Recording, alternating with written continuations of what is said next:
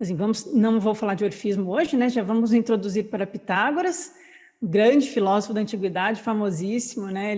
Pitágoras é super referendado até hoje, e é retratado de muitas formas, né? Desde místico, guru, líder religioso, grande iniciado, a matemático cientista, né? Também tem essa visão matemático científica do Pitágoras. Mas quem foi Pitágoras vai ser assim um desafio que a gente vai ter de entender quem foi esse grande filósofo, né, que cunhou a palavra filosofia, né? Ele não inventou a filosofia, mas ele que trouxe à tona, deixou pública essa palavra filosofia, né, atribuída a Pitágoras. E aí eu fui me investigar assim, um pouco sobre ele, porque é muito curioso, porque o Pitágoras a gente não tem, né? O pessoal, fazendo uma analogia aqui com a história de Jesus, né, tem uma linha acadêmica que defende a não existência de Jesus, né? Muito baseado no Jesus, no Cristo mítico. É a parte acadêmica mais fraca, não que eu acho que os acadêmicos tenham a resposta sobre Jesus, mas a parte mais fraca assim das linhas que existem é a que defende que Jesus não existiu, né? Por causa dos mitos dionisíacos, Mitra, Orfeu, justamente tudo isso que a gente está vendo que tem ressonância com essa mensagem do Cristo, da luz que vem, né? Aí defende-se que não, então Jesus não existiu. E aí a gente pergunta, mas e Pitágoras existiu? E Sócrates existiu? Quando a gente começa a falar assim desses mais antigos, a gente não tem nenhuma prova material, né? A gente não tem uma tumba, um osso, um escrito da época dele. Então, essa primeira informação assim para a gente, eu acho que Pitágoras existiu, tá? Não estou dizendo o contrário. Mas a gente não tem esse debate, né? O Pitágoras não gerou polêmico suficiente para a existência dele ser questionada. A gente só aceita que ele existiu e pronto. Porque teve a escola pitagórica e os registros dos pitagóricos. Então, a gente conhece Pitágoras a partir dos seus alunos, a partir dos pitagóricos e da escola pitagórica. E quando a gente fala de pitagorismo e de orfismo, a gente está falando de duas coisas, duas tradições que vão andar juntas meio que ao mesmo tempo, né? Tem aí um certo debate, porque não sabe se quem vem antes, ovo, galinha, etc., mas geralmente coloca-se o orfismo um pouco anterior a Pitágoras, e aí o Pitágoras ele é contemporâneo dessa tradição órfica, então assim, quando o orfismo já está muito bem estabelecido, surge Pitágoras, e os dois vão andando meio que em paralelo juntos, avançando os séculos. Então, assim como o orfismo é uma tradição espiritual de mistérios que durou aí cerca de 1000 anos, o pitagorismo também a gente vai ter biografias sendo escritas sobre a vida de Pitágoras 800 anos após a morte dele. Então é algo que vai sendo mantido vivo e vai se sustentando ao longo de muitos séculos como algo que vale a pena ser conhecido, como uma tradição viva, como um modo de vida, como uma prática espiritual muito profunda.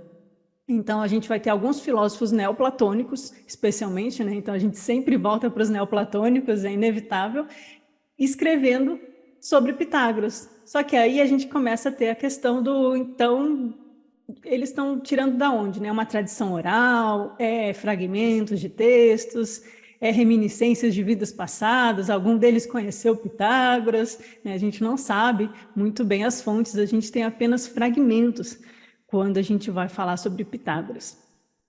Então, Pitágoras realmente assim é tido como um homem divino. A gente vai ver aqui, eu trouxe umas imagens bem legais hoje. Eu estou apaixonada pela Grécia.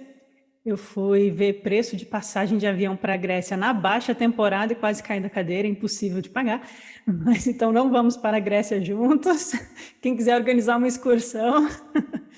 Mas, nossa, eu estou muito apaixonada pela Grécia. Eu sempre gostei, mas quando a gente vai investigando assim, a coisa parece que vai reavivando na alma, né? A gente vê as imagens e viaja ali pelo Google Maps, eu pelo menos faço assim, eu vou viajando quando eu vou estudando os assuntos. E ver os lugares e ver os fragmentos dos textos, nossa, é muito inspirador. Então eu brinquei aqui com algumas imagens do Pitágoras, deixa eu compartilhar com vocês. Então, essa aí é uma IA. Eu estou usando a IA, apesar de eu reclamar, eu uso, né? Pocket. Mas, enfim. Então, vamos ver Pitágoras de muitas perspectivas. O grande filósofo, o grande sábio, o grande iniciado, né? E ele vai falar muito sobre a alma. Então, a gente chegou no Pitágoras por causa da alma, né? O Pitágoras ele vai dar continuidade a essa visão órfica da alma ser imortal e da alma fazer uma jornada e ela ser jogada em novos corpos a cada sucessiva vida. E a gente fica com essa questão das fontes. E só reforçando que a semelhança de Buda, Jesus, Sócrates, todo mundo sempre cita isso, né? Ele não deixou nada escrito, assinado com o nome dele. Então, até mesmo aqueles versos áureos, né, os versos de ouro, que são atribuídos a Pitágoras, são de fato atribuídos à escola pitagórica, mas a gente não sabe se foram elaborações dele ou coisas que vieram a partir dos pitagóricos mais tardios.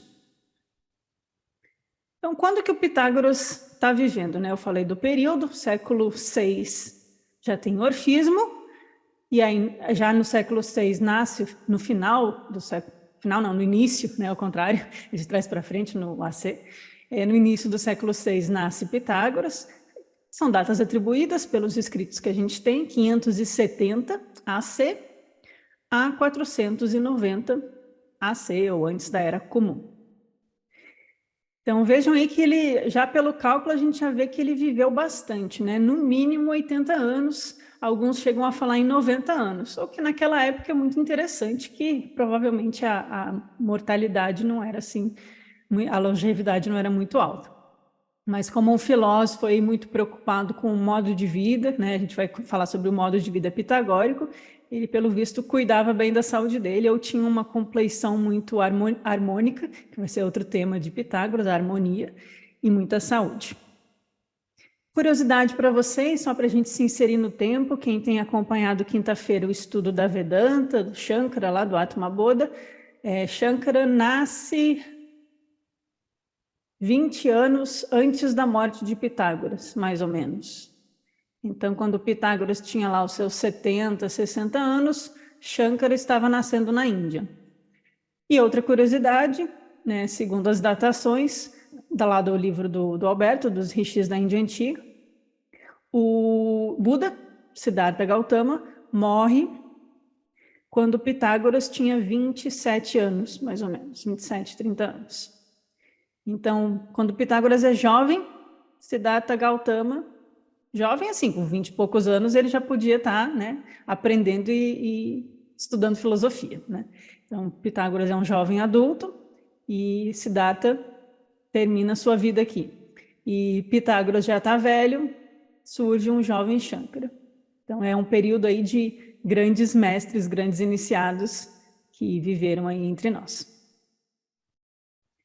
Lá naquele quadro clássico da escola de Atenas, que tem todos os filósofos, e lá no centro Platão e Aristóteles, todo mundo sabe qual é o quadro que eu estou falando, né? Esse aí é o que vai ser retratado como Pitágoras. Esse no centro segurando um livro, né? Aqui atrás dele alguém com um quadro, com um arco, né? E aqui o tetragramaton, lembram aquela pirâmide que tem o 1 na ponta e o 4 na base? Aí 4, 3, 2, 1, somando 10. Pitágoras, e aqui do lado, se não me engano, é Heráclito, não é Heráclito, é Demócrito, ixi, agora eu não lembro, mas aqui atrás é a neoplatônica, lá daquele filme Alexandria, Hipátia, assassinada pelos fundamentalistas cristãos. Então, eles não são contemporâneos, obviamente, né? Só que está todo mundo junto aí na escola platônica. Fontes sobre pitagorismo e Pitágoras em português. Começamos com o meio chatinho do Reale, mas que traz algumas informações introdutórias, assim, só para a gente aquecer o carro, pegar um pouco no tranco, a gente começa pelo mais simples, né, que é o Reale.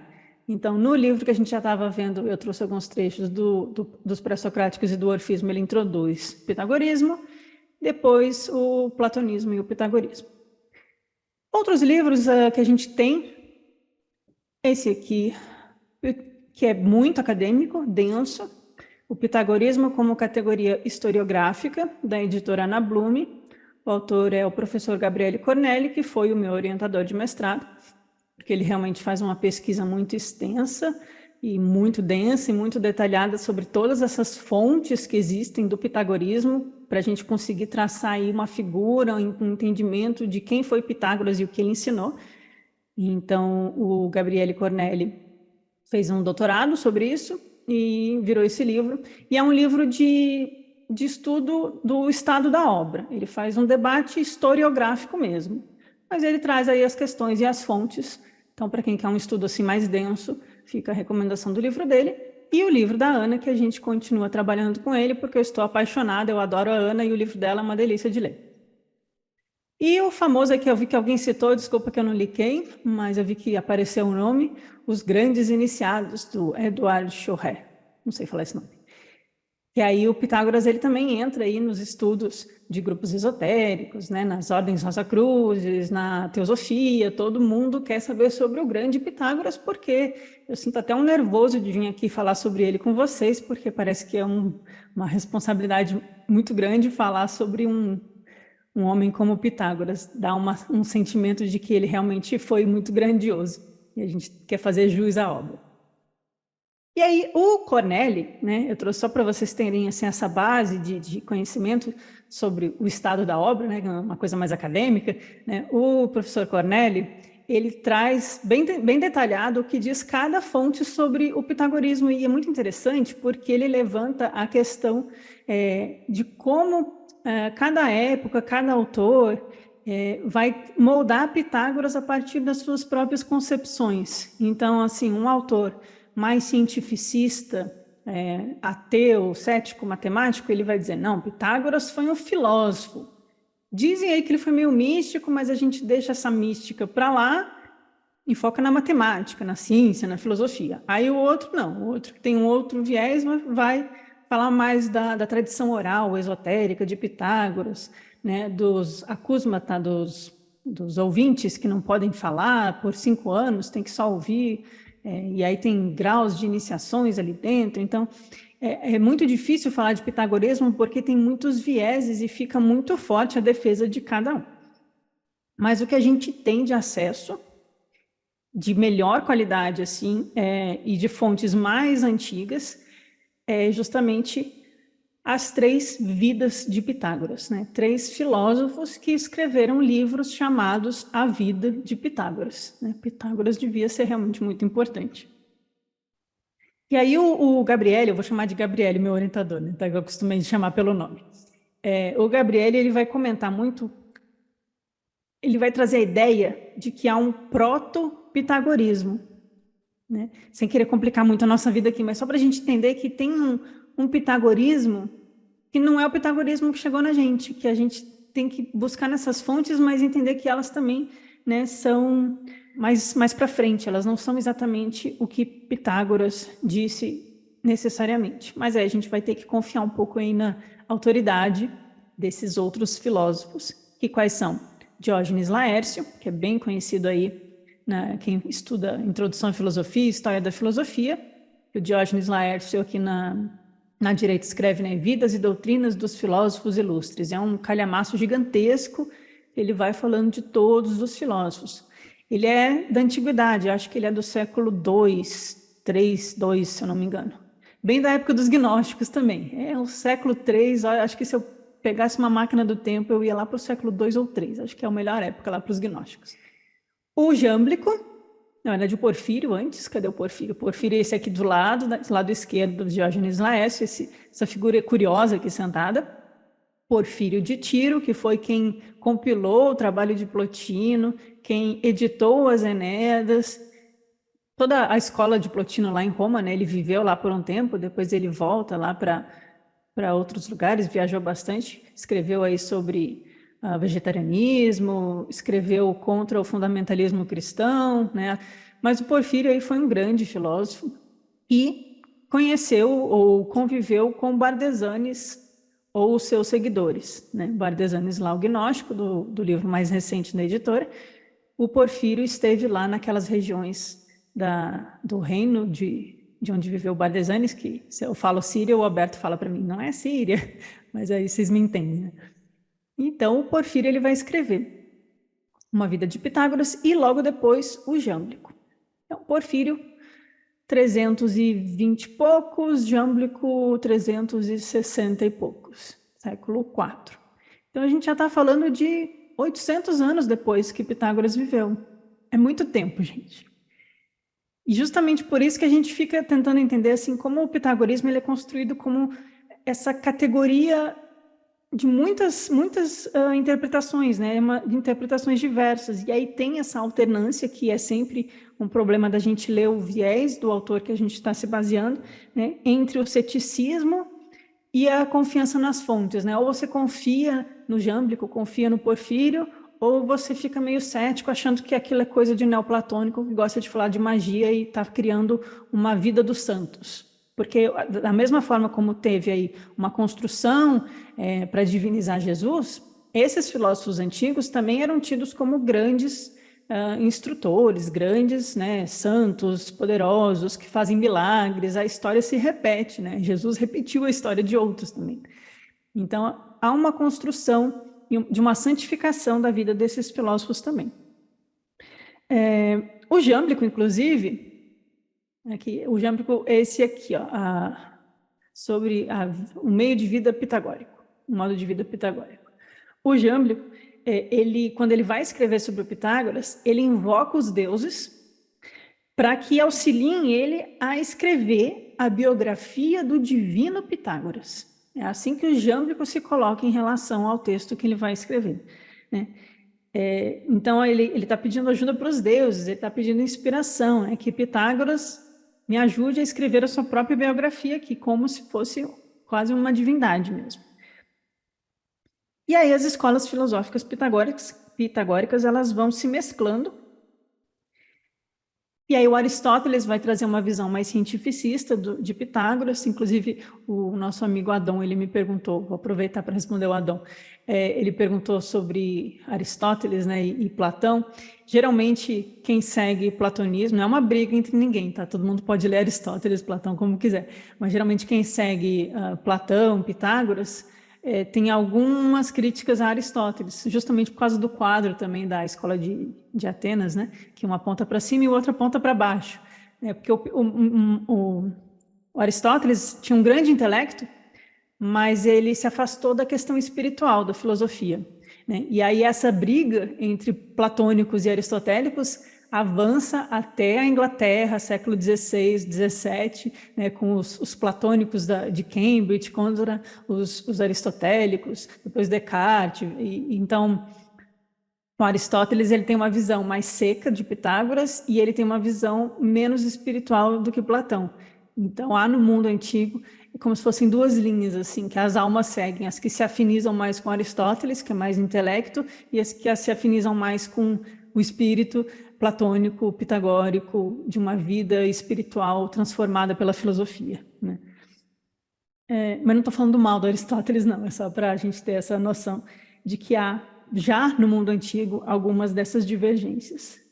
E a gente tem aqui no cantinho essa figura, acho tão engraçado esses desenhos, que está escrito aqui Filolaus. O Filolau, ele conservou fragmentos pitagóricos. O Filolau, ele é assim, eu não vou lembrar a data exata, mas ele viveu assim uma geração depois de Pitágoras, ou pegou Pitágoras bem velhinho, assim, ele é bem próximo ali da época de Pitágoras. Então, essas são as fontes que a gente tem.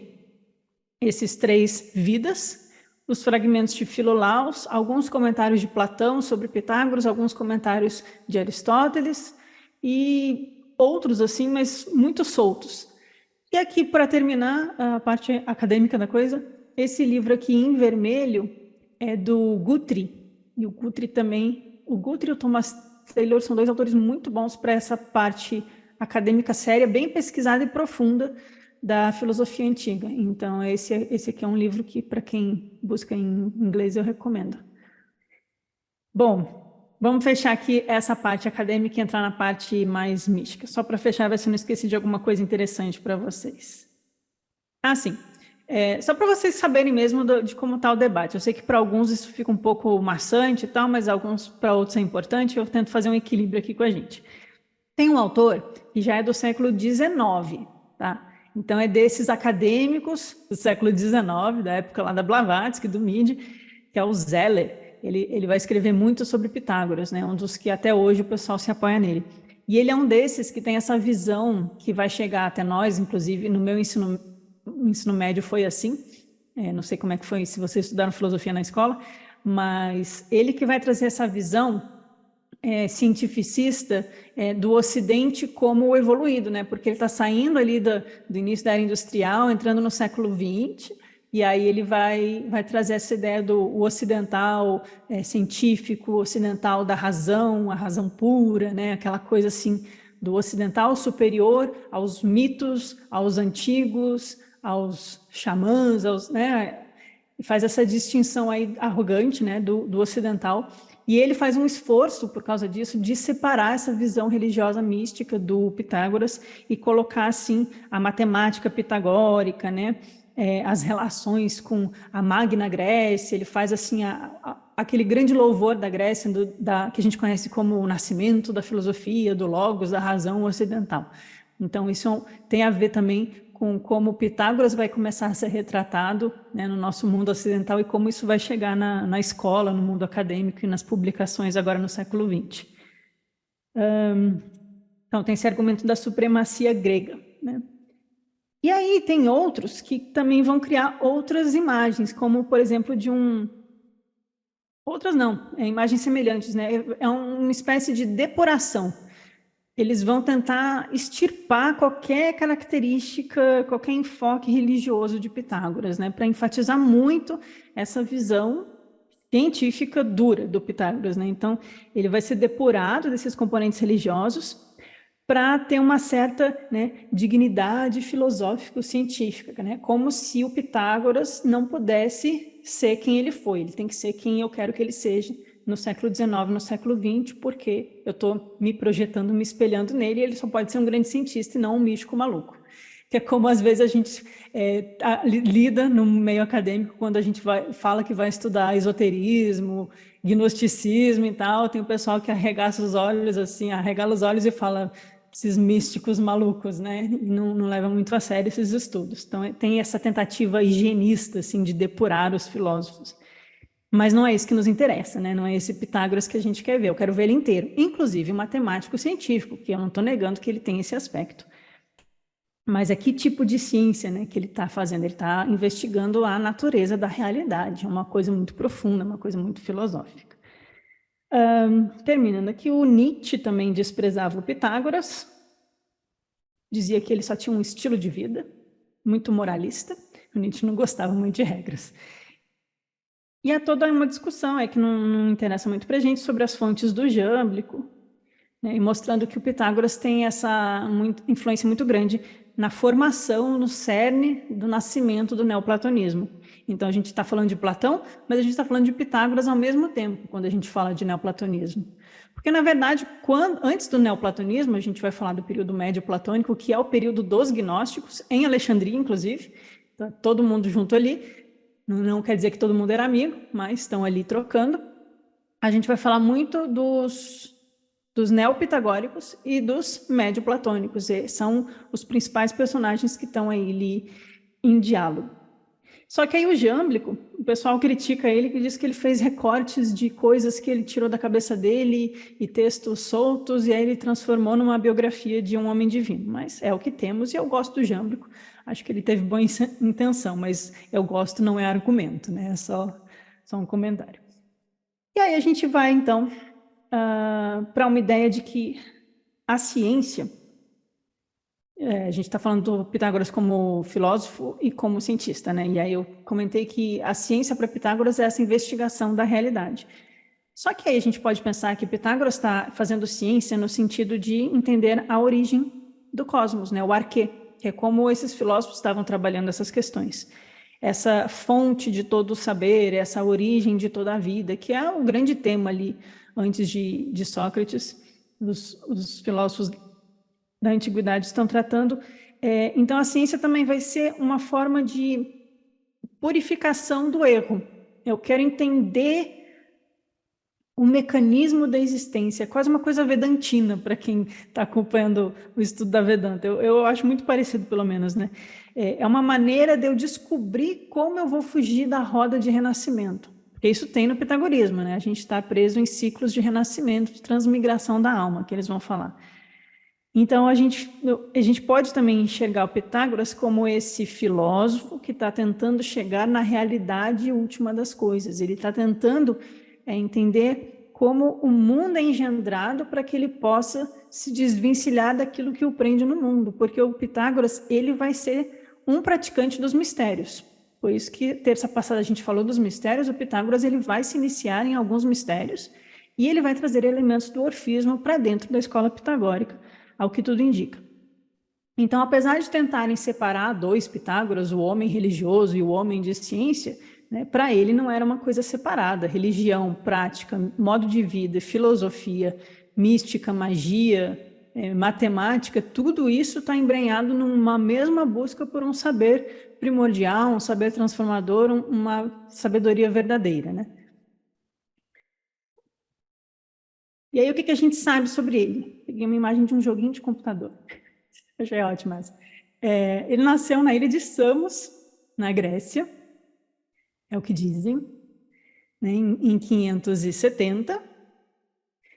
E ele passou a juventude em Samos, é uma ilha razoavelmente grande, aqui é a imagem de jogo, mas é só para a gente ter uma noção de como é que era, assim. É razoavelmente grande a ilha, não maior do que essa ilha na proporção. E logo na juventude, ele, não sei em que idade, né? A gente não tem esses dados, mas diz que ainda bem jovem, ele sai de Samos, porque vivia lá em Samos um tirano. Eu anotei aqui o nome do tirano. O Polícrates. Polícrates de Samos. Ele era o governante da ilha de Samos e ele era tipo um tirano, um fascista do mundo antigo. Assim. Ele mandava matar, ele fazia o que ele queria, E aí o Pitágoras jovem fala, não dá para viver aqui. Então, imagina aí Pitágoras com uns 20 anos, ele resolve sair da ilha de Samos. E a gente sabe que ele teve um nascimento, segundo esses relatos da vida de Pitágoras, o homem divino, então tem aí uma certa romantização, mas vamos ver o que romantizam sobre ele. E o nascimento dele é profetizado pela Pitonisa. Vocês já ouviram falar em Pitonisa? Pitonisa, então, é aquela mulher que fica no oráculo de Delfos, e ela seria sacerdotisa de Apolo, e ela ficaria sentada numa cadeira, inclusive encontraram aí, né, em escavações, não sei se é verdade isso, tá? Porque o pessoal fala que ela ficava embaixo de umas ervas fumegantes que causavam estados alterados de consciência, e aí ela profetizava e falava com os deuses e tal. Mas também tem uma curiosidade, que encontraram cavernas nessa ilha e embaixo de algumas construções de ruínas, possíveis túneis de aquelas águas termais, né, de coisas vulcânicas, e que lá também poderiam sair alguns gases que causavam esse efeito também. Então, o pessoal aí tentando entender o que era essas profecias aí da pitonisa. Bom, o que dizem é que a mãe de Pitágoras foi ao oráculo de Delfos e a pitonisa profetizou de que ela teria um filho muito sábio, muito grandioso, que seria lembrado por muitas eras e transformaria o mundo, uma coisa assim bem anjo Gabriel para Jesus Cristo, sabe? Faz uma profecia aí, você vai ter um filho divino. Mas o que é a pitonisa? Porque eu acho muito interessante para o nosso gancho aqui com os mitos gnósticos, tá? Então, olha só, Pitágoras tem um nascimento profetizado pela pitonisa do oráculo de Delfos, onde está aquela frase, conhece-te a ti mesmo, famosinha, que depois o Sócrates usa, e é no templo de Apolo, que é um deus bem solar, dos deuses olimpianos.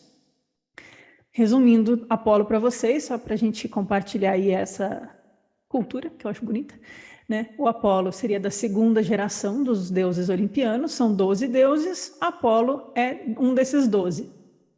Então, aí já começa interessante para a gente. Ele seria filho de Zeus com Leto. Leto seria uma titã, filha de Fibe, também uma titã. Lembram dos titãs? Tem os deuses do Olimpo e tem os titãs. Os titãs são telúricos, quitônicos da Terra. E os deuses do Olimpo vivem no céu, né? Aquela visão assim simplista. Então, Zeus, ainda numa visão olimpiana, de um grande deus, ele tem uma filha com Leto, que é um titã.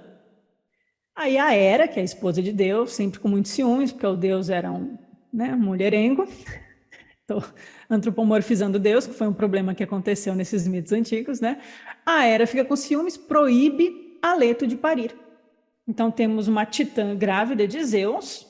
Pensem nos mitos gnósticos, que ganchos que a gente pode fazer. Não estou dizendo que vai ser igual, mas que ganchos? Tem algum gancho?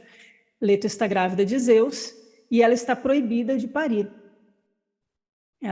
Porque a Hera está com ciúmes. E a Hera pega a Piton, que tem a cobra hoje em dia, a Piton, né? O pessoal põe no pescoço. A Hera põe a Piton para perseguir Leto, para impedir ela de entrar em trabalho de parto. Alguma coisa assim, né? A lenda conta. E aí a Leto dá a luz em Delos, que é a ilha que os gregos vão considerar como o centro do mundo para eles, e por isso a Piton está lá. Então a gente tem aí a imagem de uma cobra, que é filha de Gaia, Gaia no sentido de a terra, né? Então a cobra que é filha da terra, que é a mãe da terra, ela persegue a mãe de Apolo para que ele não possa nascer. A gente tem aí já uma visão de uma cobra dificultando a nossa vida, né? Eu estou pensando no Yaldabaoth um pouquinho. O Apolo, então, nasce e ele tem uma irmã, que é a Artemis. Apolo e Artemis são irmãos gêmeos. A Artemis é a da caça, né? Uma deusa caçadora. E o Apolo vai ter essa característica de ser o deus da profecia, por isso as pitonisas, da beleza, da música, da cultura, da cura e da harmonia. Então, tem até aquele poema do brasileiro, né? Do Fernando Pessoa, quer dizer, a lira de um Apolo rendido, que ele fala num trecho. Então, o Apolo ele tem essa questão da música, da lira, da beleza, da harmonia, da perfeição estética, da harmonia com o universo. Ele é filho de Zeus, mas ele também é filho de uma titã.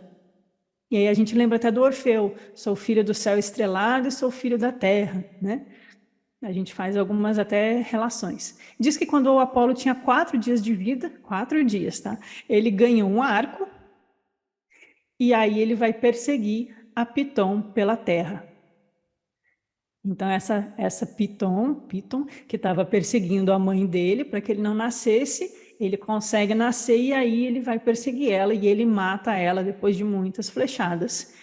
E aí quando ele mata ela, ele se torna o... eu não vi que eu estou com coisa fechada, desculpa, gente.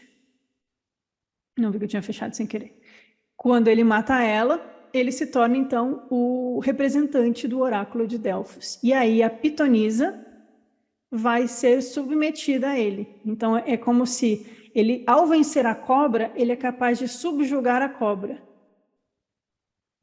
Ele controla esse aspecto feminino da cobra.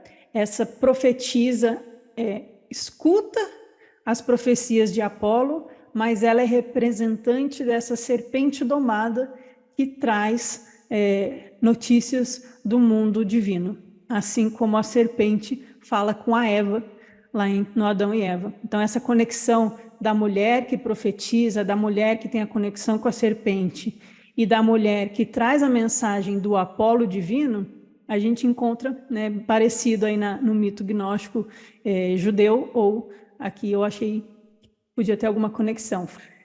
Mas justamente essa questão, porque a gente lembra que a Sofia caída, ela vai representar a alma do mundo, e ela vai dar à luz a um filho serpente, que é meio incontrolado, meio animalizado, né? O Yaldabaoth, ele vai ter essa imagem do filho dela, né? E aqui a gente tem Gaia com um filho que é uma serpente, né? E aí um Apolo como um deus solar que vai lutar contra essa serpente ou subjugar, né? Como a Vaneri colocou. Ela é dominada por Apolo, e aí ela passa a profetizar por Apolo. Então a serpente, que antes era um animal que perseguia, ela se torna um animal que traz profecia, traz sabedoria, né? Como a serpente de sabedoria no mundo antigo. Então, em termos de simbolismo do mito, eu acho que a gente pode ter muito a acrescentar no nosso simbólico, na nossa conexão aqui com os mitos gnósticos, inclusive. Então, essas figuras até do Apolo que é punido e precisa se purificar para voltar, são mitos da humanidade que vão voltar nos mitos gnósticos também à sua própria forma. O fato é que toda essa história vai estar de trás da profecia do nascimento de Pitágoras. Vamos voltar para o Pitágoras. Então, é dito que uma pitonisa profetiza que vai nascer esse menino que será um grande homem divino. E aqui está a imagem que a Vaneri estava comentando. Tem uma que ela está mais alta, assim, que são 3 pilares, assim, uma cadeira de 3 pernas, né? E ela fica lá no alto recebendo a fumaça. Então, a pitonisa, ela geralmente é descrita dessa forma. Bom, profetiza-se o nascimento de Pitágoras e aí a gente encontra, né, essa ideia de que o Pitágoras é um homem especial, inserido na categoria que a tradição denomina como metragitai, ou os sacerdotes itinerantes. Por quê? Porque Pitágoras viajou muito. A gente só não sabe muito bem para onde, mas a gente tem algumas ideias a partir dos escritos das vidas. Então ele vai ser chamado de um sacerdote itinerante e de um homem milagroso, porque vai ter alguns milagres atribuídos a Pitágoras, alguns bem interessantes, inclusive. Outros autores vão chamar ele de Theos Aner, ou homens divinos, conforme uma tradição grega antiga. E se a gente for fazer um paralelo, o que os gregos antigos chamavam de Theos Aner, ou homem divino, é o que um teosofista chama de Mahatma, ou um budista chama de Bodhisattva, ou um rishi, da Índia antiga, um rishi, né? São esses homens especiais que viveram entre nós, dotados de grande sabedoria e poderes, né? Então, essa ideia já era muito corrente aí na Grécia Antiga.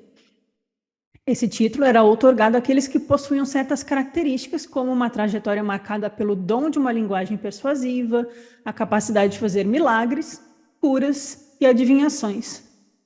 Parece Jesus também, não parece? Alguém que faz milagres, curas, é divino, tem sabedoria, né? A gente pode inserir Jesus nessa categoria também, se a gente for adotar o critério grego para descrever esses homens divinos. E a Grécia é muito linda, né? Então, aqui a gente tem Theos Aner, escrito em grego, e esse nome, né, ele vai carregar, isso é muito importante da gente entender como os gregos enxergam esses homens divinos, porque carrega, então, né, muitos significados. E um desses significados, segundo a Ana Casoretti, é a denotação de uma alma acabada de se purificar e destinada a escapar do ciclo de vida para juntar-se à companhia dos deuses.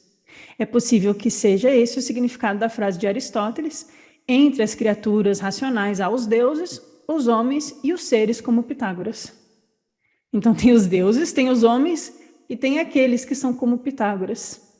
Esses que se purificaram e escaparam do ciclo de vidas e juntaram-se à companhia dos deuses, que a gente viu terça passada que era um dos objetivos dos mistérios órficos. A alma não esquecer mais, não ser jogada de volta no corpo e unir-se à sua natureza divina, que é também o que os gnósticos vão enfatizar, que é o caminho de retorno. Então a gente vai fazendo várias conexões aqui. Aí é que o Pitágoras e o Orfismo vão começar a falar, opa, não é por aí, porque diz que Pitágoras fez algumas ofertas ao templo, mas ele só ofertava vegetais. Vegetais, ele era totalmente contrário, perfeito.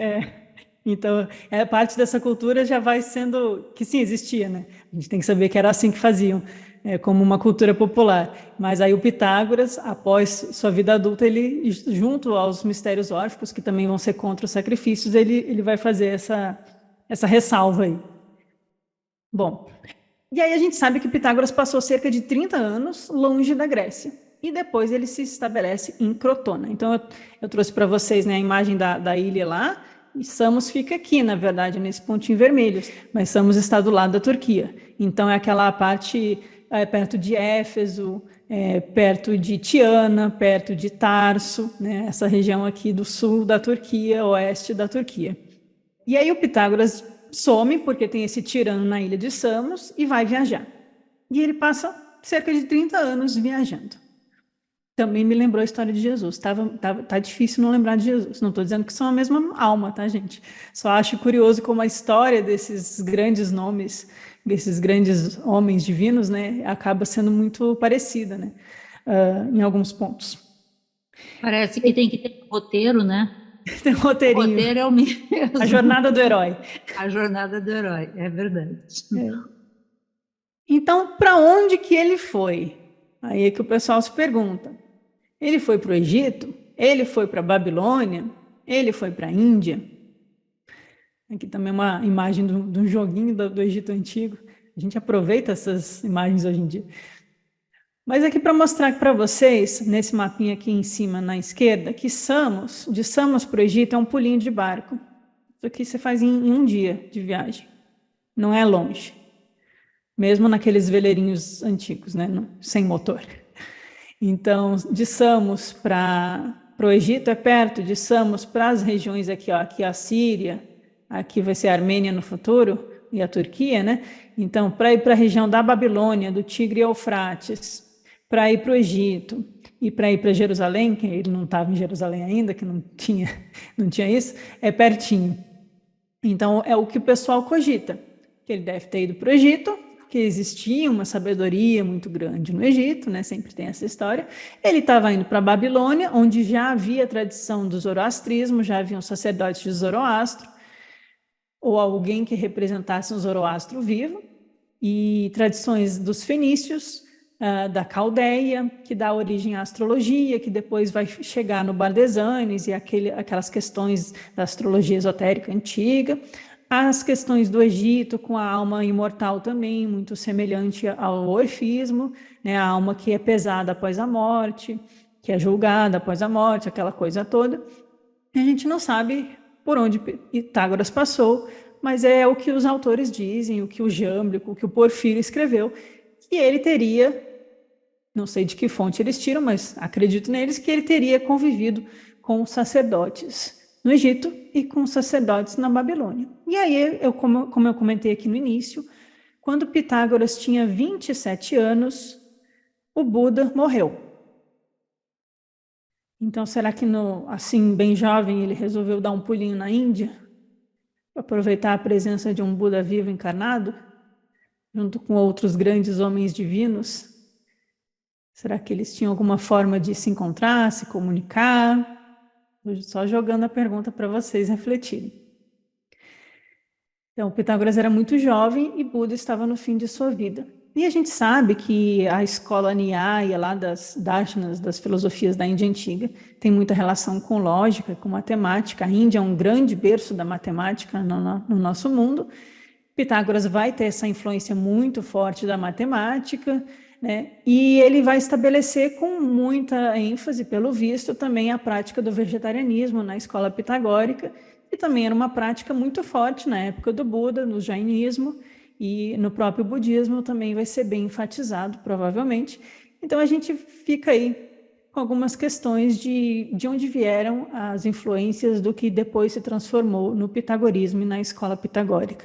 Tem um pouco de zoroastrismo, de Babilônia, de Egito, de Índia.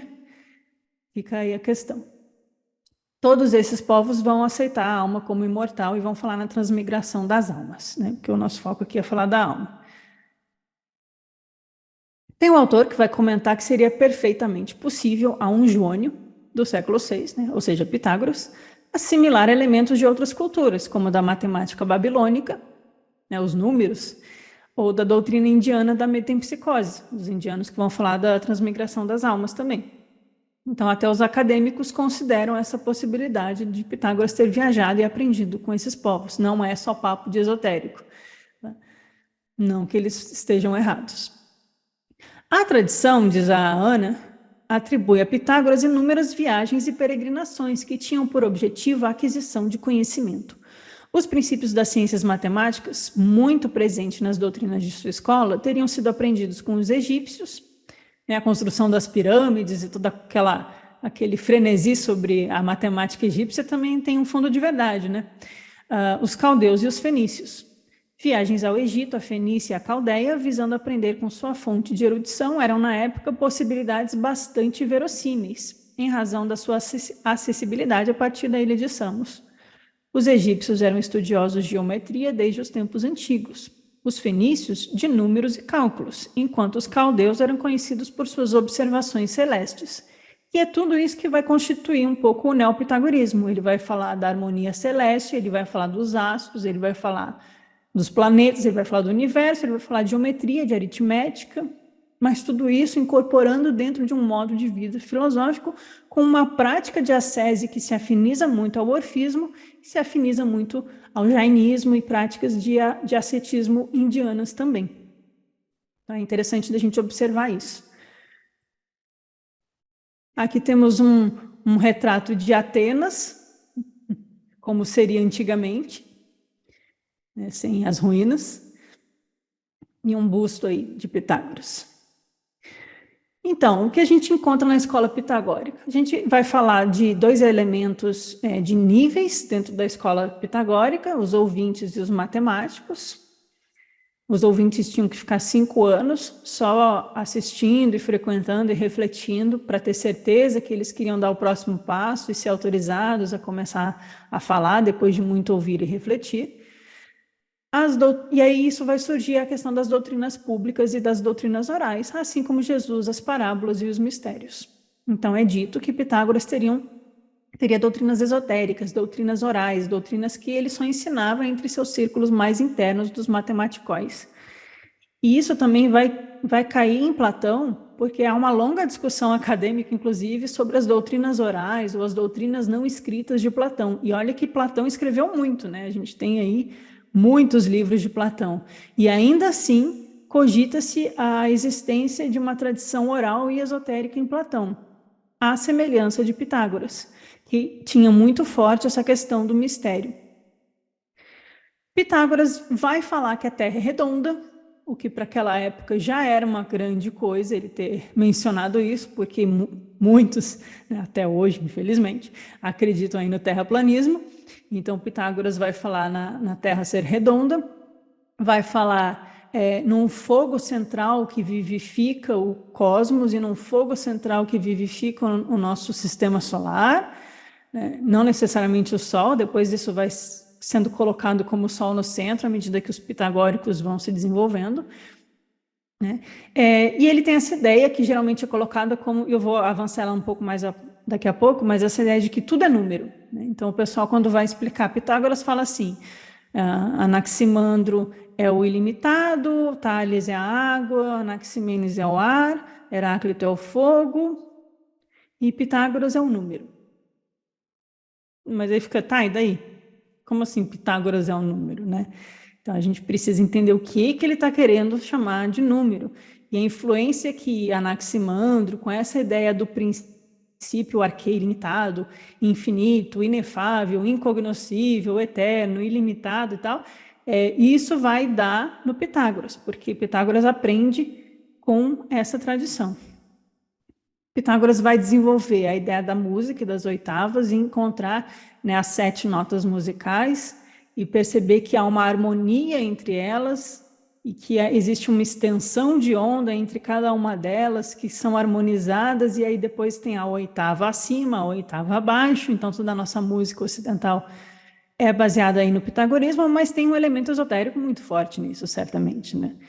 Então, quando a gente fala dos 7 céus nos gnósticos e no cristianismo, e a Ugdôade, a oitava, onde vive Sofia, onde Cristo se une a Sofia, porque ele desce até a oitava e faz o retorno com ela, né? E a Ugdôade também no hermetismo é algo muito importante nessas tradições. A Ugdôade e a Enéada, né? Daí que Porfírio vai publicar os textos de Plotino fragmentados para transformar em Enéadas, porque para eles esse 9 é muito importante. Então essa criação ou desenvolvimento de Pitágoras das 7 notas musicais, das escalas musicais e das oitavas, não é assim uma coisa aleatória, matemático-científica meramente, né? Tem de trás disso a ideia de 7 grandes harmonias cósmicas que, quando são plenamente, né, equilibradas nos números perfeitos, na harmonia perfeita do universo, a gente chega a uma oitava acima. E isso também vai influenciar as ideias herméticas do acima como embaixo, microcosmos e macrocosmos, essa questão da gente dar um salto além, da gente passar e vencer a morte, a gente chegar na oitava seguinte, que é a Ugdôade. Então, essa tradição esotérica pitagórica certamente vai influenciar os gnósticos no futuro. E aí, chegando à questão da numerologia, também vai ser desenvolvida pelo Pitágoras. Ele vai falar dos números pares como perfeitos, os ímpares como movimento, e uma terceira categoria de números, que é o número par ímpar, tudo junto. O que nos lembra aquela ideia da reunião das unidades, né? Aquilo que foi dividido ser reunido. E a numerologia vai desenvolver a energia dos números, né? Hoje em dia o pessoal pega as letras do nome e transforma no seu número da numerologia, ignora a questão sonora e tal. É complicado trabalhar com isso hoje em dia. Mas a gente sabe aí da importância na Tetractis, e até como a Vaneri trouxe para a gente outro dia, da geometria sagrada, a questão do 1, do 2, o 3 como logos que se manifesta, o 4 que vai representar a matéria e o corpo sólido, né? E como tudo isso harmonizado, ou ali na teosofia, o quadrado e o triângulo, o quaternário e o ternário, tudo isso harmonizado, a gente volta à década que vai representar essa harmonia perfeita do cosmos, do universo. Então, essa base extremamente esotérica, assim, dessas ideias que eu estou só dando a manchete para vocês, né? Daria para a gente ficar falando disso por semanas, mas só para dar essas manchetes do que é o pitagorismo, porque vai ter muitos elementos esotéricos associados a essa filosofia científico-matemática dele, né? E claro que para vocês aqui isso é claro. E além disso, ele vai trabalhar muito com a música, justamente por essa questão da harmonia. Aí ele vai desenvolver a questão do movimento harmônico do cosmos, antes do planeta Terra, né? Os planetas que se movimentam em harmonia e cada um vai ter relação com uma nota musical, e isso em movimento e em equilíbrio vai gerar a música das esferas, que é o grande som primordial que dá origem a toda a vida. Então, assim, o Pitágoras tem um quê poético, mais do que apenas matemático duro, digo matemático do século XX, tá? Mas a poesia da matemática, essa matemática que é o desvendar dos padrões da fundação do universo, daqueles padrões que fundamentam a nossa existência, né? E tanto que o Demócrito, né, que o pessoal chama de o pai do átomo, né, o Demócrito vai ser um aluno de Pitágoras. Ele vai vir logo depois. Porque eles estão justamente entendendo a questão de que há um algo indivisível, e aí não adianta a gente debochar do Demócrito e dizer assim, tá vendo, o Demócrito estava errado, o átomo é divisível sim, tem os nêutrons, os prótons, os quarks. Não, mas não é disso, ele está falando de uma substância indivisível. O que a gente olha não é nem microscópio, né? Mas o que a gente olha e descobriu como átomo é algo que ainda é divisível, mas ele está falando da substância indivisível do cosmos. Justamente um pitagórico, Demócrito é um pitagórico. Lá no livro Mistério da Ética, do Alberto, tem um capítulo sobre Demócrito, e como essa questão dos números também vai na busca da harmonia, do equilíbrio e na busca de uma vida ética. Por isso que o Demócrito também vai trabalhar com ideias de modo de vida e de ética, porque a tônica da escola pitagórica vai ser a filosofia como transformação do nosso entendimento da realidade, que transforma a forma como a gente se relaciona com o mundo, levando uma vida mais purificada, purificando a nossa alma e aí se libertando dos ciclos transmigratórios da alma. Então, é como se o Pitágoras fizesse uma junção da filosofia mais metafísica, assim, os números, o ilimitado e tal, com o modo de vida órfico. Porque o orfismo já trazia essa ideia de que a alma precisava, na sua jornada pelo corpo, né, não se deixar levar pelas paixões e aquela questão toda da alma úmida que a gente viu. Né? Então, o orfismo já vai enfatizar algumas práticas de ascese, exercícios espirituais, e aí o Pitágoras vai incluir, além das práticas físicas e do dia a dia, a questão de como a nossa mente vai trabalhar a realidade para realmente conseguir encontrar essa sabedoria. E o Pitágoras, já ainda vivo, ele vai ser muito louvado como um homem muito santo e um grande sábio. E aí dizem que é daí que ele cria a palavra filosofia, porque ele fala que ele não é sofos, né? Sofos seria um sábio, no sentido de aquele sábio que atingiu a sabedoria máxima. Né? Ele seria um filósofos, um que ama a sabedoria, um que está buscando essa sabedoria. Né? Ele muito humilde, eu até achei, né? Mas essa seria a historinha de como ele criou esse uso para a palavra filosofia. Então, não é assim, amigo do conhecimento, amigo do saber, né? É o amante da divina sabedoria. É algo muito profundo para Pitágoras. A gente tem, então, a questão dos números, o teorema de Pitágoras, o quadrado da hipotenusa é igual à soma do quadrado dos catetos. Todo mundo decorou essa, mas para que eu preciso saber isso? Para muitas coisas. A questão não é só você saber fazer a conta, né? Você dentro da matemática, né, tem a parte da geometria, mas a questão da geometria é justamente entender os movimentos de fundamentação do universo também, né? Eu estava assistindo, não quero falar do filme, tá, gente? Quando eu estava assistindo o Oppenheimer, tem um momento, apesar de toda a feiura do filme, tem um momento que eu achei muito lindo, muito poético. Não vou dar spoiler, tá? É só um momento das partículas quânticas aqui. que ele tenta dar uma cantada aí numa moça, e aí ele explica sobre os átomos que compõem o universo, como todo o universo, na verdade, parte do princípio de um elemento único, que esse elemento, quando ocorre no núcleo desse elemento uma grande fissão, né? Fusão ou fissão, ele se separa e aí surgem os outros elementos, e todos esses elementos estão em harmonia universal entre si, em constante movimento, e o que a gente enxerga como matéria se tocando é, na verdade, só a impressão da matéria, da realidade sobre nós, porque, na verdade, tudo são átomos. O pessoal adora usar essa ideia, né, hoje em dia, para falar de espiritualidade, que eu acho que é muito bonita, espiritual, não estou debochando, não, acho a ideia linda. A gente só tem que tomar cuidado com o uso dela. Mas, realmente, se a gente para pensar na filosofia da Vedanta, ou nessa visão de Pitágoras sobre os números como fundamento do universo, e depois o Demócrito com o átomo, e o Anaximandro com o ilimitado do original, do princípio de tudo, e aí vem os gnósticos e fala também sobre a mônada. Então, a gente vai pensar assim de um elemento único, universal, que é uma energia pulsante que dá origem à matéria do universo. E essa matéria, ela tem um maia, né? Ela tem uma impressão de realidade, ela tem uma forma, ela tem ela imprime imagens no mundo, né? Ela se constrói como forma física de certas formas que nos dá certas sensações, mas não é a realidade em si. Nós existimos, mas não existimos exatamente como a gente enxerga. Então, me parece que Pitágoras estava, ao modo dele, investigando essa natureza subjacente, aquilo que vai além das aparências. E os filósofos depois vão continuar investigando isso, os gnósticos vão continuar investigando, eles vão falar, olha, o mundo de Aldabaoth é aparência, é uma cópia do mundo perfeito.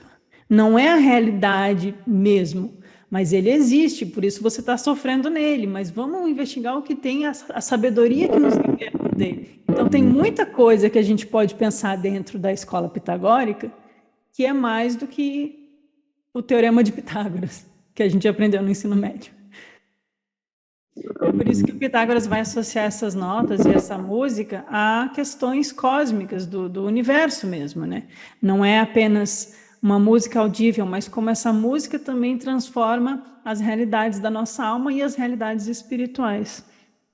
Há também a semelhança do Orfeu com sua lira, que com a sua música é capaz de convencer até o Senhor dos Infernos, o Hades, a colaborar com ele, e faz os animais e as feras se aproximarem e ouvirem a sua lira divina, né? Então a questão da música vem muito forte com o orfismo e é preservada no pitagorismo com as harmonias celestiais, com as notas musicais, com as oitavas e toda essa questão de um movimento, de um som que ressoa no cosmos, né? E a gente lembra até do Logos, né? O verbo que vem e se faz carne, né? Pode ser também, quem sabe, o som que ressoa no cosmos. Esse grande Om universal, né? Ou Ai, ou dos gnósticos, né? Essas grandes vogais que ressoam no universo, né? Porque as vogais são 5 e não 7, mas vocês entendem o que eu estou querendo dizer.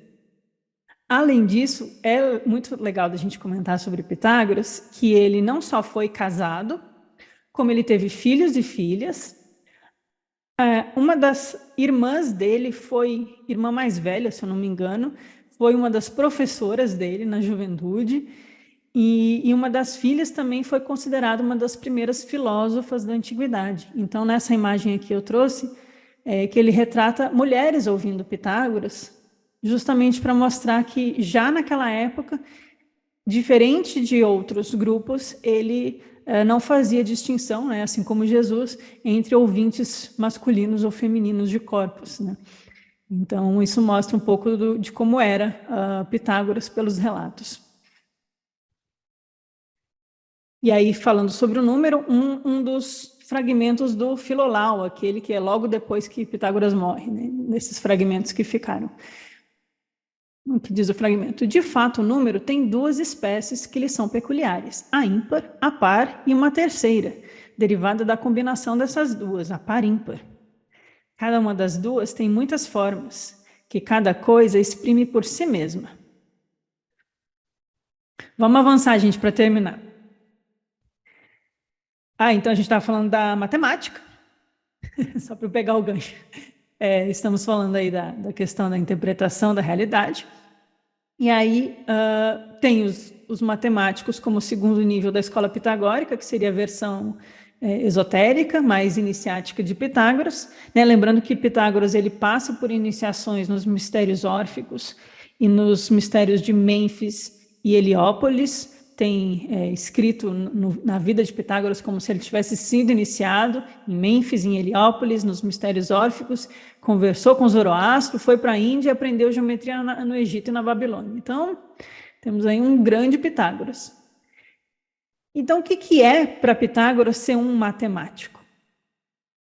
O matemático, para Pitágoras, vai ser da mesma categoria dos mistai, que é da onde vem a palavra mistério. Então, os matemáticos são os iniciados nos mistérios da realidade última. Os matemáticos são os que compreendem a realidade que é subjacente à aparência da matéria da realidade sensível. E aí Platão vem daí.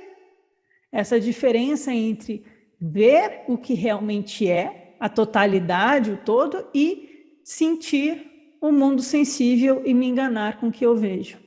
O mundo sensível e o mundo inteligível. Então, o matemático, ele é o místico.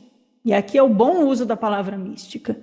O matemático é o místico como aquele que se uniu ao mistério do um, ao mistério da unidade. Ele compreende aquilo que está além das suas impressões sensórias do mundo. Então, a gente vai falar de iniciados quando a gente fala em matemáticos na escola pitagórica. Na Academia Platônica de Atenas, que hoje só resta essas ruínas, como eu queria ver como era, de verdade. Na Academia Platônica de Atenas, dizem os autores, que tinha um pórtico na entrada e tinha um dizer nesse pórtico. Alguém mais sabe o que estava nesse dizer? Estava isso. Agora deu para entender. Uhum. Ai, meu grego está enferrujado. Agioméretos medeis eicito. Agioméretos medeis eicito. Que quer dizer, mais ou menos, geoméritos, não lembra geometria? Agioméretos. Geometria, medeis eicito. Na entrada da Academia Platônica. Não entra quem não souber geometria. Uau, que legal! Ou seja, a Academia Platônica era uma escola iniciática. Tinha uma tradição oral? Tinha, eu não tenho dúvida disso. Os acadêmicos podem discutir entre si. Eu sou do time do que tinha.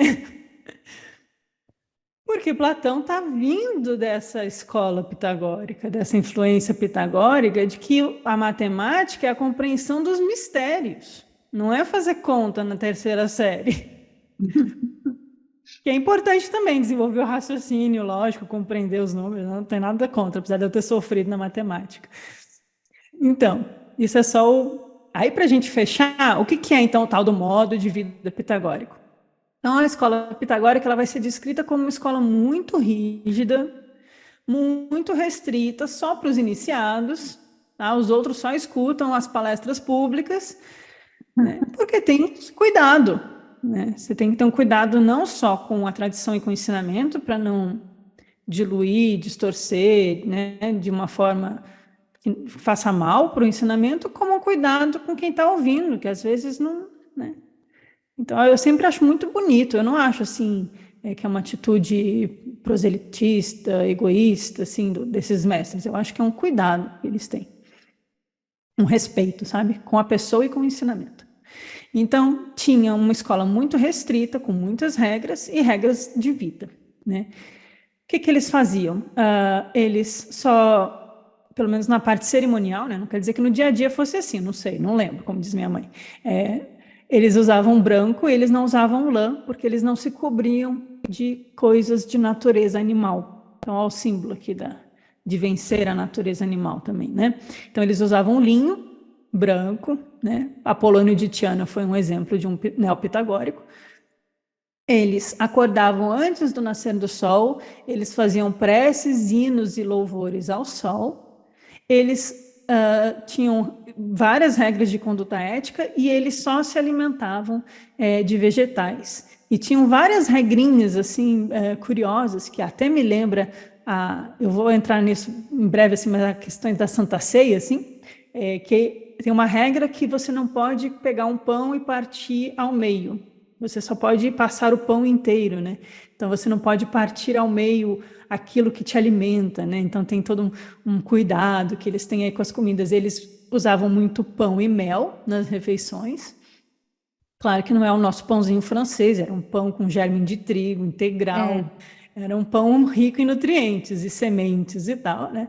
Frutas, assim, à vontade, pelo que se sabe dos relatos de Porfírio e do Jâmblico. E aí eles têm algumas particularidades curiosas, do tipo, eles se abstêm de todos os tipos de carne, mas eles também evitam comer feijões. O feijão, ele não está na lista dos proibidos, mas está a serem evitados. Eu fiquei pensando se não é uma influência indiana em Pitágoras, porque o feijão é tamásico, pesado, atrapalha a vida contemplativa e faz a gente soltar muito pum na comunidade. Então, o feijão é pesado, né? Então, talvez não fosse muito bom para eles, mas tinha algumas regrinhas assim curiosas. Mas o que me chamou muita atenção é que era muito bonito, que havia um ritmo de vida, né? Eles acordavam com o nascer do sol, faziam hinos e louvores, tinham as regras de vida, tinha uma alimentação frugal vegetariana, tinha a questão do cuidado com as vestimentas e o cuidado com a conduta ética na vida em sociedade, né? Eles não eram alheios à social. A questão da música sempre muito presente, a harmonia do universo, o universo como algo harmônico. E quando ele está em desarmonia, surge o sofrimento, a doença, a guerra. Então, é a busca do reencontro à nossa harmonia universal e harmonia interior. A música do cosmos e a ideia de um fogo central que vivifica e anima as nossas vidas. Pitágoras vai trabalhar muito a questão dos ciclos, né, da transmigração das almas, o que vai e o que volta, os ciclos da natureza, os ciclos na música, esse movimento constante do universo e, como a gente já comentou, a realidade do número. E aí, uma passagem do Filolau, aquele antigo, né, um fragmento, que dizia que a natureza do cosmos foi harmonizada a partir de elementos ilimitados e limitantes. As duas naturezas. Cosmos aqui é tudo que se refere ao mundo sensível, ao mundo que a gente existe, né? Então, a natureza é harmonizada a partir de dois tipos de elementos. Os ilimitados, que vêm do uno, e os ilimitantes, que nos constrictam, né? Igual a Piton constritora, não é? A cobra não é constritora, a Piton, ela não é venenosa, pelo que eu saiba. Então, os limitantes. Assim, o cosmos no seu todo, como tudo que nele existe. Ou seja, todos nós somos compostos dessas duas naturezas de elementos. Temos o elemento dionisíaco e o titânico, o olímpico e o telúrico. E assim por diante. Aqui é só uma lembrança para vocês, eu não vou ler esses textos todos, tá? Porque isso está num vídeo muito antigo de 2020, quando a gente estudou os essênios. Lá em Isis Sem Véu, no livro da Blavatsky, ela comenta, assim, en passant, que, né, aquelas coisas que ela solta, assim, que os essênios foram muito influenciados pelo modo de vida pitagórico e por gimnosofistas, que eram monges budistas que vieram a partir da rota da Pérsia, ali da Afeganistão, Paquistão, Irã, e desceram até as regiões de Jerusalém. Então, ela vai relacionar muito os essênios com esse modo de vida monástico, de comunidades monásticas. Uma coisa que eu não comentei sobre os pitagóricos é que eles também não tinham posses privadas. Eles dividiam tudo em comunidade. Tinha assim, uma cozinha em comum, as roupas todo mundo usava que cabia, e assim, não tinha propriedade privada, né, nesse sentido, porque era realmente uma vida comunitária, religiosa, espiritual de um grupo de buscadores da sabedoria.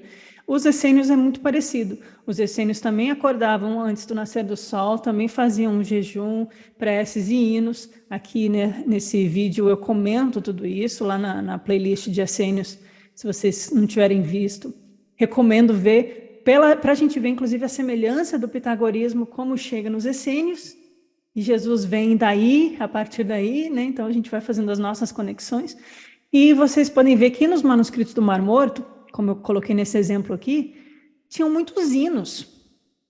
Os essênios eram contra sacrifícios de animais, eles tinham práticas de hinos, eles tinham uma ceia com uma partilha do pão, eles eram vegetarianos e contra os sacrifícios de animais, eles louvavam o sol de manhã e tinham muitos ritos de purificação nas mikvahs, né, aquelas lugares de ablução, de mergulho na água, né, então muita purificação.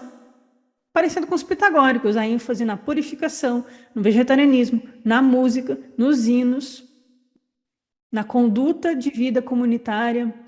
Lembra mesmo? E aí, veja que aqui nesse hino essênio vai falar da lira da minha harpa, que vai harmonizar com o compasso certo, que é o compasso de Deus. Tem uma questão muito espiritual aqui, né, nessa questão musical. E aí a gente vai até relacionar, né, a questão de como Pitágoras usava a música para fazer essa união entre o grupo dos discípulos dele, né? Harmonizar as auras, né? Criar uma mandala, fazer um tom harmônico em comum para que todo mundo entre junto na dança do hino de Jesus ali, que todos estejam em uníssono, tocando a mesma música, né? Chamando a Barbelô, chamando o Uno. Os pitagóricos não estão muito longe disso, na minha visão, né? Então, a questão de frear a música, né, que harmoniza os impulsos mentais como um mantra que protege. A música que traz a vibração correta para nossas almas, né, e freia os ímpetos agressivos dos seres humanos. O Pitágoras usava a música também como esse instrumento de frear as paixões, porque eles também tinham essa preocupação, à semelhança dos órficos, de refrear as paixões, né? E como tudo isso vai se relacionar ao Sol, aos planetas e ao movimento celestial divino. Então, o pitagorismo também é muito lindo. Então, é uma coisa para a gente refletir, né? Como no século I DC ainda tinham neopitagóricos atuando, como a Polanditiana, que eu gosto muito de citar, mas tinham outros, né? Então, os essênios, eles são destruídos finalmente no ano 70 DC, mas eles surgem no século II AC. Então, é logo ali depois, no embalo da escola pitagórica, a gente tem uma comunidade judaica, da mística judaica, de práticas contemplativas, que tem uma vida filosófica, prática espiritual muito parecida com o meio de vida pitagórico. Então, só um adendo, assim, para nós fecharmos. E aí, para fechar uma visão atual de Atenas, não sei para que lado de Atenas ficava a escola pitagórica, mas dizem que era mais para os subúrbios, assim, lá para o final. Ah, não, a pitagórica não, a de Platão. Temos a Acrópole, aqui no alto dessa Acrópole tinha uma estátua gigante de bronze de Atena, deusa da sabedoria. Não tinha aí muita coisa bonita para a gente ver. Pronto, aí para a gente fechar, só mais 3 passagens da Ana, que são bonitas. Porque a gente falou do Pitágoras, só para a gente conceituar, situar a escola dele, como é que funcionava, para a gente entender que era um modo de vida filosófico, pitagórico, espiritual, né? Não só um pensamento racional matemático, mas que incluía o desenvolvimento racional, mas que tinha todas as questões da alma, né? Por isso que a gente está buscando voltar aqui ao mundo antigo, para encontrar a alma. Então, lá nos comentários conservados pelo Porfírio, que é um dos que escreve a vida de Pitágoras, ele fala da irmandade entre a astronomia, a matemática e a música. Aqueles que se dedicam às ciências matemáticas, os matematas, alcançam bons resultados, e não é estranho que raciocinem apropriadamente sobre cada coisa, pois conhecendo bem a natureza do todo, devem ver bem, mesmo nas coisas particulares, como estas são.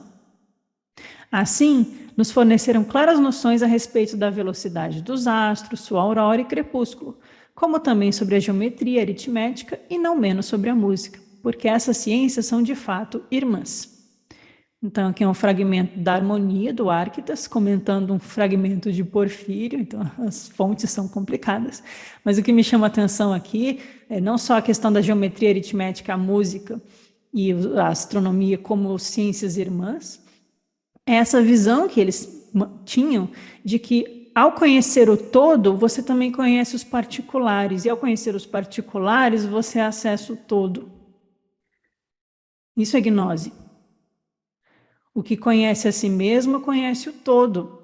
Está lá no livro de Tomé, no apócrifo. Aquele que conhece a si mesmo, conhece a profundeza do todo. Aquele que conhece o todo, conhece os fundamentos da geometria e da aritmética. Nessa visão esotérica também. Porque hoje em dia um geômetra ou um professor de matemática, ele não é um pitagórico. Está longe de ser um iniciado conhecedor do todo. Mas a gente pode também fazer o nosso caminho. E aqui um fragmento do Porfírio também, né, citado por Empédocles. Pitágoras ouvia a harmonia do todo, isto é, percebia a universal harmonia das esferas e dos astros, movimentando-se com aquelas, a qual nós não escutamos devido à limitação da nossa natureza. Ou seja, há uma harmonia ressoante o tempo todo, dentro e fora de nós, no todo, no macro e no micro. Mas a gente tem uma limitação e a gente não escuta. Só que aquele que tem ouvidos para ouvir é capaz de escutar. E aí ele conhecerá os segredos do universo e de si mesmo. O conhecimento que nos liberta. E Pitágoras costumava dizer de si mesmo que uma vez havia sido, agora sobre a alma, para a gente fechar com a alma. Pitágoras costumava dizer que ele havia sido Etálides. Etálides é um nome próprio. E que havia sido considerado filho de Hermes. O próprio Hermes teria lhe dito para pedir o que quisesse, fora a imortalidade. Então ele lhe pediu para manter, tanto em vida como na morte, a memória dos acontecimentos. Assim, quando vivo, lembrava-se de todas as coisas e depois de morto conservava as mesmas lembranças. Algum tempo depois foi para o corpo de Euforbo e depois sua alma transmigrou para Hermotimo. Então aqui ele está falando lembra do rio do Mnemosine, que é a lembrança, e do rio do esquecimento, lá no mito de Orfeu. Nos mistérios órficos, a alma morre e ela esquece tudo. E o vencedor é o que consegue lembrar e não bebe das águas do esquecimento e fala com a deusa, né? Então aqui o Pitágoras, ele teria lembrado, ele não esquecia mais. Ele lembrava de suas vidas precedentes, né? E ele foi o Etálides, ele foi o filho do Hermes, ele foi o Euforbo, ele foi o Hermotimo, é tudo com E, não sei porquê. Mas ele comentava sobre isso. Diógenes Laércio é do século II, ele é um autor antigo, não é um autor moderno. Ele que fala das vidas dos filósofos ilustres. Então ele está citando um outro filósofo, o Heráclides Pôntico, dizendo que o Pitágoras ficava falando das vidas passadas dele. Quando eu fui isso, quando eu fui aquilo, porque eu lembro. Ele está se colocando como um iniciado nos mistérios órficos, como um desses que se divinizam-se, né? Que lembram. Referindo às transmigrações das almas descritas, Porfírio, nos fragmentos 26 e 27 do Vida de Pitágoras, que é o livro do Porfírio, confirma que Pitágoras, com base em provas inconfundíveis, teria demonstrado ser a reencarnação de Euforbo e que ele, Porfírio, omitira os detalhes de tal relato porque eram notoriamente conhecidos. Eu não vou ficar repetindo aqui tudo que vocês já estão cansados de ouvir sobre Pitágoras. Todo mundo sabe que ele foi o Euforbo. Eu não preciso escrever aqui, vocês lembram. E aí a gente não ficou com relato. Porfírio esqueceu da gente. Do fragmento de Heráclides, esse citado aqui em cima, depreende-se que a alma que se tornou Pitágoras trazia como bagagem a memória dos conhecimentos adquiridos em sua peregrinação por muitas vidas. Por outro lado, no fragmento 63 do Vidas de Jâmblico, a gente falou Porfírio e Jâmblico, são as duas vidas, está atestado que Pitágoras induzia os muitos que encontrava a evocarem a reminiscência de suas próprias existências prévias, antes de proceder às suas curas. A passagem sugere algo mais, não apenas a recordação das experiências vividas nesse mundo, mas a visão de tudo. E aqui a lembrança de Platão. A reminiscência não é só lembrar quem eu fui na vida passada, mas lembrar tudo. Lembrar com a alma, a minha origem divina, né? Então, o Pitágoras, como um processo de cura das almas, ele pedia que os seus ouvintes evocassem a reminiscência. E aí, por fim, ele passa 20 anos em Crotona, que é na Itália. Então, ele nasce em Samos, vai viajar pelo mundo, Índia, Babilônia e Egito, principalmente. 30 anos viajando, sabe-se lá com quem ele aprendeu, o que ele fez. Igual Jesus, a gente não sabe de nada sobre esse período. E aí ele volta e vai para Crotona, na Itália, no pé da botinha ali. E aí ele funda a escola em Crotona e fica 20 anos na escola pitagórica. Só que ele começa a sofrer perseguição política, lá pelos 70 anos de idade.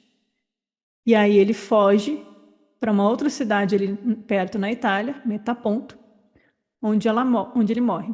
Em algumas versões diz que ele é perseguido, que tacam fogo na escola pitagórica e ele morre queimado lá dentro, com 80 e poucos, 90 anos. Ou seja, não foi só Jesus também que foi perseguido, morto, né? Então, se foi verdade ou não, não sei. Mas é uma longa vida que ele teve, felizmente, uma história muito bonita. E pena que só sobram fragmentos, mas certamente um grande iniciado, um grande sábio, alguém que acessou a verdadeira sabedoria, tanto que sua escola foi tão influente depois, né, e se manteve influenciando as pessoas e os iniciados de outras eras, né? Então, esse é o Pitágoras, gente. E aqui eu termino.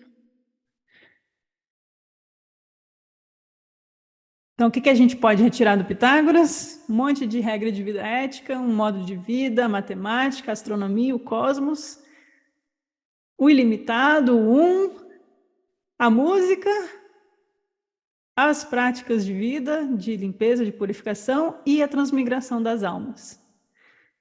Então, tem muita coisa. Oitavas. E as oitavas. E as oitavas. Uhum.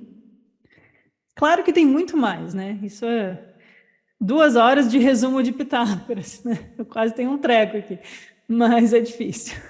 Mas é muito bonito. Então, quem quiser ler lá mais no livro da Ana, tem bastante coisa bonita, assim, que eu pulei com muita dor no coração, porque eu sou um pouco verborrágica, então eu falei, não, eu vou pular, senão eu vou estourar muito tempo. Então, eu pulei muita coisa bonita. Bom, boa noite, gente, então. Hoje ficou tarde, mas que bom que vocês ficaram aí. Terça que vem a gente finaliza o Pitágoras. Se alguém quiser trazer alguma coisa que eu esqueci, eu vou dar uma última olhadinha, mas a gente entra em Platão.